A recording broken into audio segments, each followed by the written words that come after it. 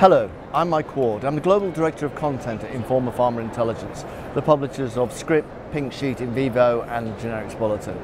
We're here in Amsterdam at the BioEurope Spring Meeting, where pharmaceutical companies, biotech companies and investors all get together to discuss some of the themes that are catching their attention, or discussing the progress that they're making, and also starting negotiations around potential deal making or potential investments.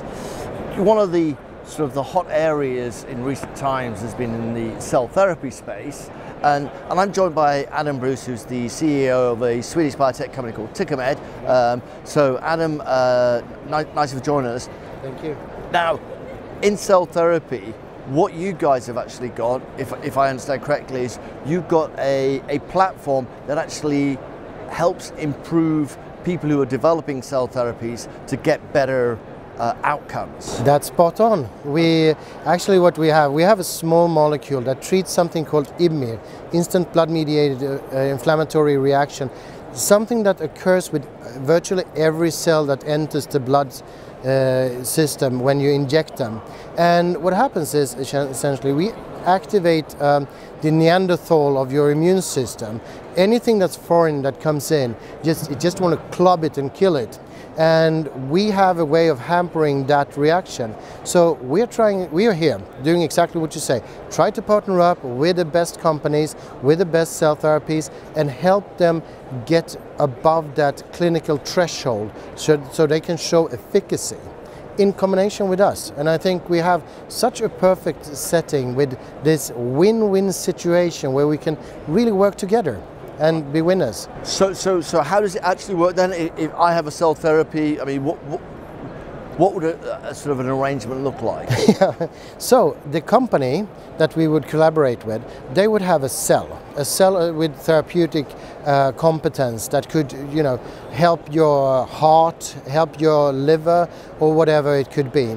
And they want to inject that into your bloodstream. So what they would do is quite simple. They would just contact us, we would get our drug in place, and when they inject the cells, we inject our drug as a bodyguard that will protect them and bring the cells to the place where they will be effective.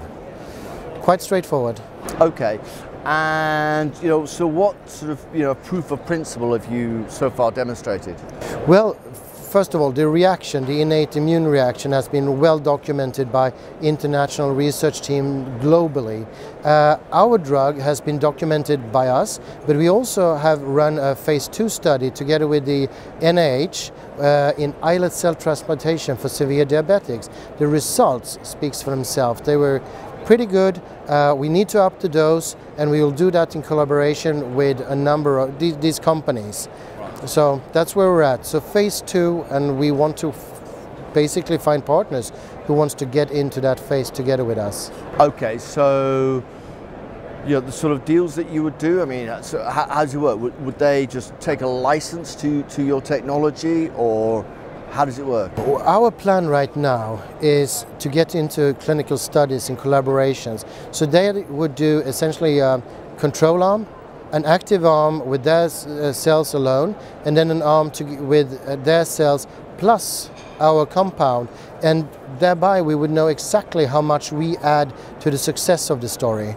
And then I guess we would do a licensing deal or something similar to that. We aim to be more business to business than to actually work with the hospitals. We would rather work with the companies directly and form close collaborations over years to come. Right. And I mean, looking at what you've already achieved, I mean, do you have a kind of, sort of what the percentage improvement, a cell therapy would get if it was associated with your compound? Well, we haven't been able to document that exactly clinically yet, but in human blood loops, where you take fresh human blood and circulate it, when they did test with both mesenchymal stem cells and islet cells, without our compound, they lost about 80% of the graft. Right. While with our compound, they saved about 80% of the graft.